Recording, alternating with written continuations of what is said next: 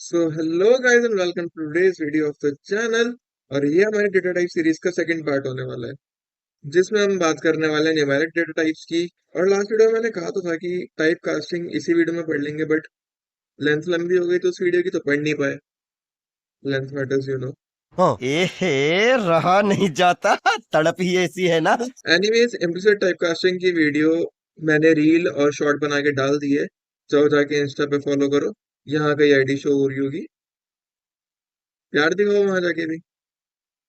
और बात रही एक्सप्लिसिट टाइप कास्टिंग की वीडियो की, तो वो भी मैं एक दो दिन में जाके अपलोड कर दूंगा। सब कुछ यहीं बताने लगा तो इंस्टा पे कैसे फॉलो करोगे तुम लोग। अब बिना टाइम फोड़े लेट्स बिगिन द वीडियो।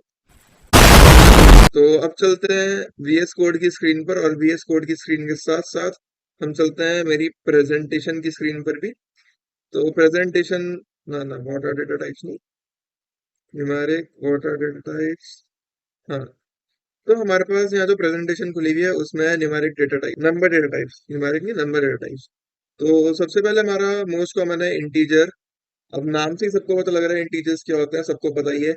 और बाय चांस नहीं पता, फिफ्थ क्लास की जाके वीडियो देखो, जाके फिफ्थ क्लास में बैठो, यहाँ तुम्हारा काम है। ये भगवान क्या जुल्म है। तो इंटीजर्स क्या है कि मोस्ट वाइडली यूज, मतलब कुछ भी नॉर्मल हमारे को नंबर्स वगैरह स्टोर करने हो तो हमारा इंटीजर डेटा टाइप काम आता है।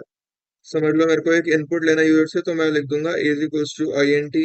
आई एन टी मैंने अपना डेटा टाइप डिक्लेयर कर दिया, ए मेरा वेरिएबल हो गया।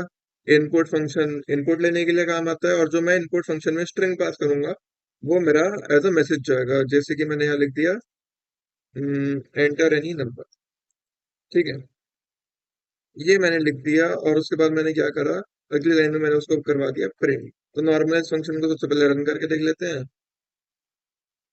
एंटर एनी नंबर, मेरे पास यहाँ प्रॉम्प्ट आ गया, मैंने नंबर एंटर कर दिया 50, एंटर। और उसके बाद मेरा प्रिंट ए वाली स्टेटमेंट चला। अब जैसे बाकी लैंग्वेजेस में होता है कि उसमें हमारे को साइज डिक्लेयर करने के लिए स्मॉल इंट या फिर स्मॉल इंट या फिर डबल या फिर लॉन्ग ऐसे, डबल डबल या फिर लॉन्ग ऐसे कीवर्ड्स का यूज करना पड़ता है। पाइथन में ना ये सब है ही नहीं। हमारे को सिर्फ एक ही न्यूमेरिक डेटा टाइप दिया गया है, numeric primitive, that is int. जो भी अब हमारा डेसिमल्स और स्मॉल इंट, लॉन्ग इंट, ये सब हमारे को यहाँ यूज करने की जरूरत पड़ती है। स्मॉल इंट हो गया, लॉन्ग इंट हो गया, टाइनी इंट हो गया, इन सब की जरूरत नहीं पड़ती। यहाँ सिर्फ एक आईएनटी सफिशिएंट है अपने आप में, क्योंकि जो पाइथन के डेवलपर्स थे उन्होंने आईएनटी में ही ऐसा कुछ वर्ड लिमिट या लेंथ का लिमिट या डेटा का लिमिट, स्पेस का लिमिट, ऐसा कुछ नहीं करा है। तो जितना हमारे को उसमें डालना है हम वो डाल सकते हैं। चलो बात कर लेते हैं कि अगर मेरे पास एक वेरिएबल है, लाइक मैंने एक वेरिएबल बनाया और मैंने वहां पर सिर्फ इनपुट लिया।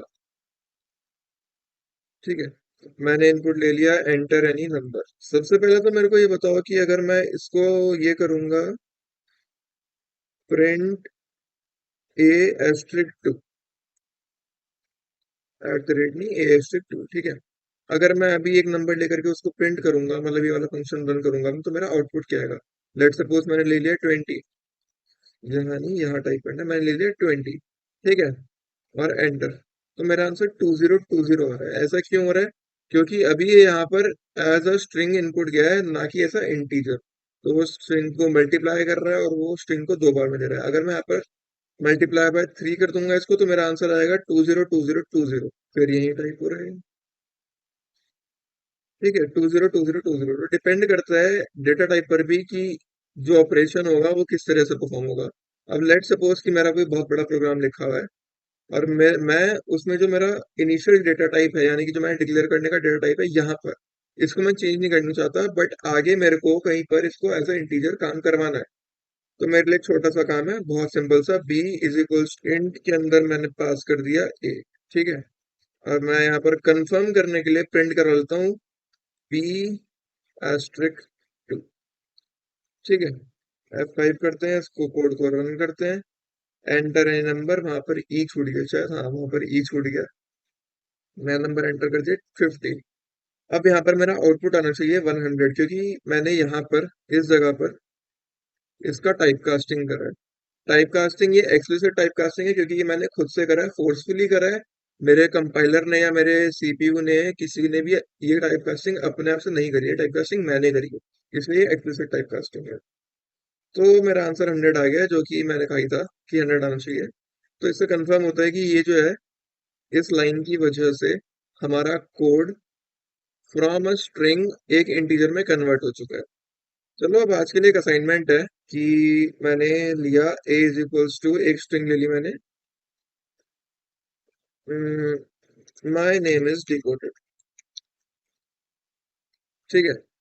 अगर मैं इसको कन्वर्ट करूंगा a is equals to I N T a, और फिर मैं इसको प्रिंट करूंगा, तो मेरा आउटपुट क्या आएगा? जाओ जाके रिसर्च करो, जो करना है करो, इसका आंसर ढूंढ के लाओ। एक हिंट दे देता हूँ, आज का है। ठीक है, तो प्रेजेंटेशन पर आते हैं दोबारा। अगला में जो हमारा डेटा टाइप है वो है डेसिमल नंबर्स, या फिर कोडिंग की लैंग्वेज में हम इसको फ्लोट बोलना पसंद करते हैं। तो इंटीजर के लिए कीवर्ड था इंट, फ्लोट के लिए कीवर्ड रहेगा फ्लोट। कोई घुमाने फिराने वाला काम नहीं करे इन लोगों ने, सीधे सीधे दे दिया float. Float input, enter any number. एक काम करते हैं, इसको टेस्ट करने के लिए, इंट और फ्लोट के बीच का डिफरेंस टेस्ट करने के लिए हम इसको कॉपी कर लेते हैं, और यहाँ पर p के नाम से एक और वेरिएबल बना देते हैं, और इसको डेटा टाइप दे देते हैं इंटीजर वाला। ठीक है, मैंने दोनों को एंटर करवा लिया। अब मैं दोनों को प्रिंट करा देता हूँ, प्रिंट ए और print b. Enter in number, ये मेरा इनपुट गया ए के लिए 50, और ये मेरा इनपुट गया बी के लिए 50। अब मेरे को ये, अब बताओ कि यहाँ पे दोनों में डिफरेंस क्या आएगा, फ्लोट वाले में और इंटीजर इंटीजर वाले? 50.0 और 50। ऐसा हुआ क्यों? क्योंकि जो फ्लोट था उसने फोर्सफुली कन्वर्ट करा है उस चीज को, कि उसके पास एक डेसिमल हो, चाहे डेसिमल के बाद की वैल्यू हमने प्रोवाइड करी है या नहीं करी, उसने एज डिफॉल्ट उसमें जीरो लगा दी। ठीक है। अब फ्लोट के साथ साथ ही फिर मैं एक चीज और बता देता हूँ, कि लेट सपोज मैंने एक नंबर लिया, a is equals to, a is equals to 50 point कुछ भी, जो मेरा मन करे मैंने वो डाल दिया। ठीक है। और मैं ये चाहता हूँ कि मेरे पास सिर्फ 50 काउंट हो, आगे का 7 पॉइंट जो कुछ भी है वो सब काउंट ना हो। तो उसके लिए मेरे पास फंक्शन होता है राउंड, राउंड ए, ए नहीं सी कर लेते, क्योंकि हमने ए पहले डिक्लेयर करा हुआ है, राउंड सी। और सी को मैंने कर दिया यहाँ पर आके प्रिंट। तो इससे क्या होगा, इस सबको कमेंट कर देते हैं। तो इससे अब क्या हुआ, यहाँ पर मेरा आंसर आया 51। उसने क्या करा, उस वैल्यू को राउंड ऑफ कर दिया। ठीक है। अगर मेरा यहाँ पर 50.4 समथिंग होता, तो फिर वो 50 में जाता। क्योंकि इसने नॉर्मल सिर्फ उसको राउंड ऑफ करा है, इसलिए उसने नियरेस्ट पॉसिबल देखा, तो वो 50 बनता, ना कि 50। और लेट सपोज अगर मेरे को इसकी फ्लोर वैल्यू चाहिए, तो मेरे को एक मॉड्यूल इंपोर्ट करना पड़ेगा, इंपोर्ट मैथ करके। पाइथन के अंदर बिल्ट इन लाइब्रेरी है, मतलब इसको अलग से इंस्टॉल करने की जरूरत नहीं पड़ेगी। इसके अंदर हमारा एक फंक्शन होता है मैथ डॉट फ्लोर के नाम से। ठीक है। अब क्या होगा, ये मेरे को फ्लोर वैल्यू वापसी करेगा।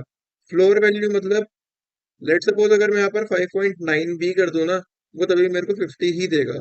वो डायरेक्टली डेसिमल जो वैल्यूज होंगी आगे की, उनको वो डिस्कार्ड कर देगा, और मेरे को सिर्फ डेसिमल से पहले वाली वैल्यू देगा। ठीक है। फ्लोर के जैसे दूसरा फंक्शन होता है सीलिंग करके, ये क्या करेगा, ये काम करेगा इसका उल्टा। इसको फर्क नहीं पड़ता कि 50 के बाद जो डेसिमल के बाद जो वैल्यूज है वो क्या है, वो डायरेक्टली एक वैल्यू अप देगा। अगर वो 50.1 भी है ना, तो वो डायरेक्टली एक वैल्यू अप देगा। चेक कर लेते हैं इस चीज को भी। 51 इसने मेरा यहाँ प्रिंट कर दिया। अब चेक कर लेते हैं एक बार कि 50.0 पर क्या प्रिंट करेगा। ठीक है, तो 50.0 पर इसने ऑब्वियसली 50 रिटर्न करा, क्योंकि 50 का फ्लोर और सीलिंग सेम ही है। तो इंटीजर और डेसिमल नंबर्स के बाद अब आती है बारी कॉम्प्लेक्स नंबर की। कॉम्प्लेक्स नंबर हो सकता है, अगर कोई यहाँ बहुत बिगिनियर हो, 10th क्लास में हो या उससे नीचे, तो हो सकता है उसको कॉम्प्लेक्स नंबर ना पता हो।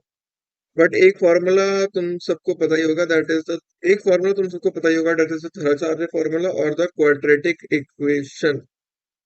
10th में आएगा, तुमने पढ़ ली थी ये। क्वाड्रेटिक इक्वेशन की सिर्फ इक्वेशन पर आते हैं। ठीक है। क्या क्या खुल रहा है ये। तो जब हमारे पास इसमें ये वैल्यूज आती थी, A X plus, A X square plus B X plus C, इसमें क्या रहता था कि A X square plus B X plus C की वैल्यू हमारी जीरो जीरो है, तो उसके इमेज उसके दो इक्वल रूट्स होंगे। और अगर उसकी वैल्यू पॉजिटिव है तो दो रियल रूट्स होंगे, और अगर उसकी वैल्यू नेगेटिव है तो वो हमारे को बोल देते हैं नॉट डिफाइंड। बट ये नॉट डिफाइंड नहीं होती, ये कॉम्प्लेक्स नंबर्स में आती है। जिनको पता है वो ये वाला पार्ट कर देना, मैं टाइम स्टैम्प डाल दूंगा। तो इसमें हम क्या करते हैं, हम एक वेरिएबल, हम नहीं मतलब मैथ्स की भाषा में बता रहा हूँ, इमेजिनरी नंबर्स के लिए हम क्या करते हैं, हमारे पास एक नंबर होता है आयोटा, जिसको हम आई से डिनोट करते हैं, और उसकी वैल्यू रहती है हमारे पास माइनस का अंडर रूट वन। ठीक है। तो जितना भी हमारा माइनस रूट वाला काम होता है वो सब हम इससे हैंडल करते हैं। और अब बात करते हैं कि इन नंबर्स को हम पाइथन में कैसे हैंडल करेंगे। तो सबसे पहले हमारे को एक और लाइब्रेरी इंपोर्ट करनी पड़ेगी, इंपोर्ट सी मैथ।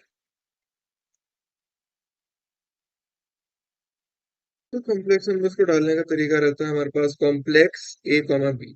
अब इसमें जो हमारा ए है, let's suppose a is equals to I N T into 12 और बी इज इक्वल्स टू, मैंने 5 ले लिया अगर, तो जो मेरा यहाँ पर कॉम्प्लेक्स नंबर में जो कॉम्प्लेक्स नंबर की फॉर्म होती है, तो हमारी कॉम्प्लेक्स नंबर की फॉर्म होती है रियल प्लस इमेजिनरी। उसमें क्या होगा, जो हमारा ए है वो उस नंबर का रियल पार्ट रहेगा, और जो बी है वो नंबर का इमेजिनरी पार्ट रहेगा।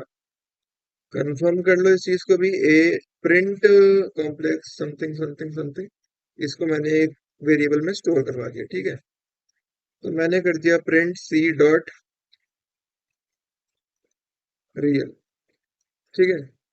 और मैंने प्रिंट कर दिया इसका इमेजिनरी पार्ट भी, सी डॉट आई मैथ। ठीक है। अब मेरे पास सी मैथ लाइब्रेरी में और भी फंक्शंस है इसके, जैसे कि सी डॉट, यहाँ पर कॉन्जुगेट आ रहा है, कॉन्जुगेट आ रहा है, एक ही फंक्शन और बचा है कॉन्जुगेट। इमेजिनरी नंबर्स का एक ऑपरेशन होता है, तो अगर किसी को वो देखना हो या करना हो तो वो कर सकता है इसके थ्रू। ठीक है। प्रिंट करवा लेते हैं इसको, 12.0 और 5.0। इस चीज से मेरे को क्लियर हो ही गया कि मैं इनको फ्लोट वैल्यूज भी दे सकता हूँ। तो नंबर डेटा टाइप्स में आज की वीडियो के लिए बस इतना ही। अगली बार मिलते हैं हमारे अगले टॉपिक के साथ, दैट इज टपल्स।